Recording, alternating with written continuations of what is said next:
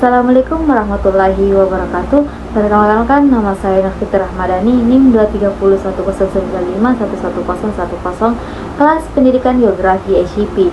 Di sini saya akan menjelaskan tentang kalimat efektif. Apa itu kalimat efektif? Kalimat efektif adalah kalimat yang jelas, padat, dan mudah dipahami, serta mampu menyampaikan informasi dengan tepat tanpa mengandung kebingungan atau ambiguitas. Ini dapat dicapai dengan menggunakan kata-kata yang tepat, struktur kalimat yang baik, dan menyusunan ide yang teratur.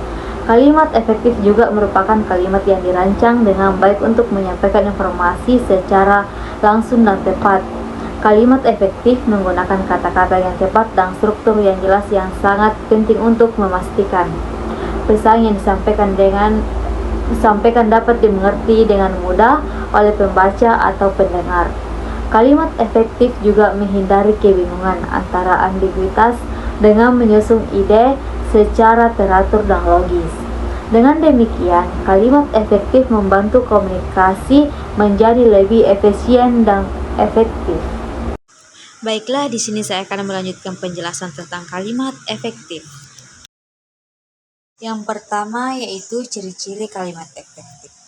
Ciri-ciri kalimat efektif ada 8, yaitu 1. Memiliki unsur penting atau pokok, minimal unsur SP. 2. Taat terhadap tata aturan ejaan yang berlaku. 3. Menggunakan diksi yang tepat. 4. Menggunakan kesepadan antara struktur bahasa dan jalan pikiran yang logis dan sistematis. Yang kelima, menggunakan kejajaran untuk bahasa yang dipakai. 6. Melakukan penekanan ide pokok. 7. Mengacu pada kehematan penggunaan kata. Dan yang ke-8, menggunakan variasi struktur kalimat. Nah, yang kedua, syarat-syarat kalimat efektif. Pertama, kelogisan. Kelogisan yang pertama, 1. Kalimat pasif dan aktif harus jelas. 2. Subjek dan keterangan harus jelas. 3. Pengantar kalimat dan predikat harus jelas. 4. Induk kalimat dan anak kalimat harus jelas. 5. Subjek tidak ganda. 6. Predikat tidak didahului kata yang 2. Kepaparelan. Predikat kalimat majemuk setara rapatan harus paralel. Artinya, jika kata kerja harus kata kerja semuanya. Jika kata benda harus kata benda semuanya. Contoh, harga minyak disesuaikan atau kenaikan itu secara wajar. Harga minyak disesuaikan atau dinaikkan secara wajar. Yang ketiga, ketegasan. Unsur-unsur yang ditonjolkan diletakkan di awal kalimat, seperti contoh, Presiden menegaskan agar kita selalu hidup disiplin. Membuat urutan yang logis, misalnya 1, 2, dan 3. Kecil, endang, dan besar, anak-anak, remaja, dan orang tua sebagai berikut. Contohnya, penggemar tidak hanya anak-anak, tetapi juga remaja, orang tua, bahkan kakek-kakek. 4. Kehematan. Kehematan adalah menggunakan kata-kata secara hemat, tetapi tidak mengurangi makna atau mengubah informasi Anda. 1. Menghilangkan pengulangan subjek yang sama pada anak kalimat. 2. Menghindarkan pemakaian superordinat pada hiponimi kata. 3. Menghindarkan kesinoniman kata dalam kalimat. 5. Ketepatan. Ketepatan ialah pemakaian diksi atau pilihan kata harus tepat. 1. Pemakaian kata harus tepat. 2. Kata berpasangan harus sesuai. 3. Menghindari peniadaan proposisi. 6. Kecermatan. Cermat ialah kalimat yang dihasilkan tidak menimbulkan tafsir ganda dan harus tepat diksinya. Prinsip kecermatan berarti cermat dan tepat menggunakan diksi. Agar tercapai kecermatan dan ketetapan diksi, harus perhatikan pertanyaan-pertanyaan berikut ini.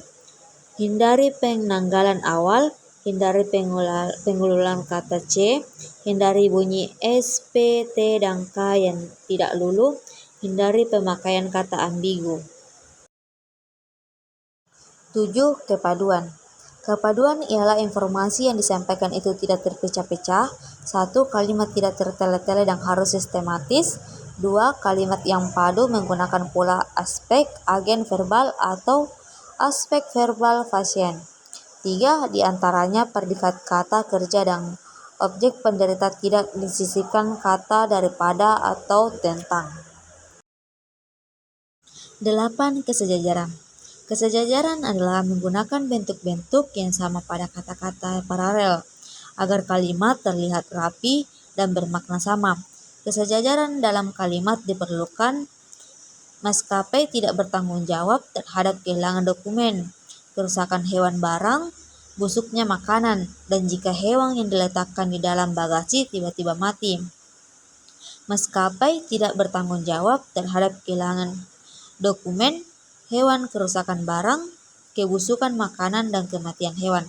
Pada kalimat tersebut, kata busuknya dan mati tidak paralel dengan kata kehilangan dan kerusakan, maka dua kata tersebut disejajarkan menjadi harmonisan. Keharmonisan kalimat artinya setiap kalimat yang kita buat lainnya harus harmonis antara pola berpikir dan struktur bahasa. Subjek S ialah bagian kalimat yang menunjukkan pelaku, tokoh, sosok, benda, sesuatu hal. Predikat P adalah bagian kalimat yang memberitahu melakukan apa atau dalam keadaan bagaimana subjek. Predikat dapat juga berupa sifat, situasi, status, ciri, atau tajib dari subjek. Objek dan pelengkap. Objek dan pelengkap adalah bagian kalimat melengkapi predikat. Keterangan ket ialah bagian kalimat yang menerangkan berbagai hal mengenai bagian yang lainnya. Penggunaan kalimat efektif. Pertama, digunakan pada tulisan ilmiah seperti makalah, skripsi. Kedua, kalimat efektif berbeda dengan kalimat yang dipakai oleh para sastrawan atau wartawan. Selanjutnya, penerapan kalimat efektif. 1. Kalimat efektif dan penerapan EYD.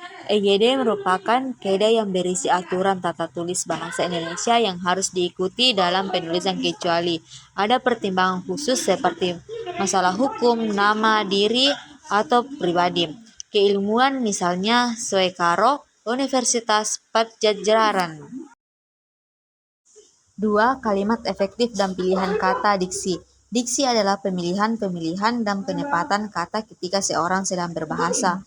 Kata-kata yang digunakan dalam tulisan dipilih untuk menyampaikan informasi. Kata bersinonim ialah kata yang bentuk berbeda namun maknanya serupa. Dalam pembangunan kalimat efektif harus digunakan kata yang tepat. 3. Kalimat efektif dan kesepadaan serta kesatuan. Pertama, kalimat lengkap dapat terdiri atas unsur-unsur kalimat yang meliputi subjek, predikat, objek, keterangan, dan pelengkap. 2. Kesepadaan ialah hubungan timbal balik antara subjek dan predikat, antara predikat dan objek, serta dengan keterangan atau pelengkap. Ketiga, kesatuan ialah bahwa setiap kalimat harus mengandung satu ide pokok atau kesatuan pikiran. 4. Kalimat efektif dan kesejajaran bentuk. Yang pertama yang dimaksud kesejajaran paralelisme di dalam penyusunan kalimat efektif ialah menggunakan bentuk-bentuk bahasa yang sama atau konstruksi bahasa yang sama dan dipakai dalam susunan serial. 2. Frasa atau kelompok kata. Kesejajaran dengan frasa, demikian juga kata, benda, kata kerja, dan kata sifat disejajarkan dengan kata benda, kata kerja, atau kata sifat. 5. Kalimat efektif dan penekanan ide pokok. Penekanan ide pokok adalah proses menyoroti atau menekankan gagasan utama atau inti dari suatu teks, pidato, atau tulisan. Ini membantu membaca atau pendengar untuk lebih memahami pesan yang ingin disampaikan oleh penulis atau pembicara, seperti posisi kata dalam kalimat, urutan logis, dan penggunaan kata. 6. Dalam kalimat efektif dan penghematan kata. Penghematan kata adalah praktik menghilangkan kata-kata yang tidak perlu untuk membuat kalimat menjadi lebih padat dan langsung to point, seperti pengulangan unsur kalimat dan penggunaan hiponimi. 7. Kalimat efektif dan variasi struktur.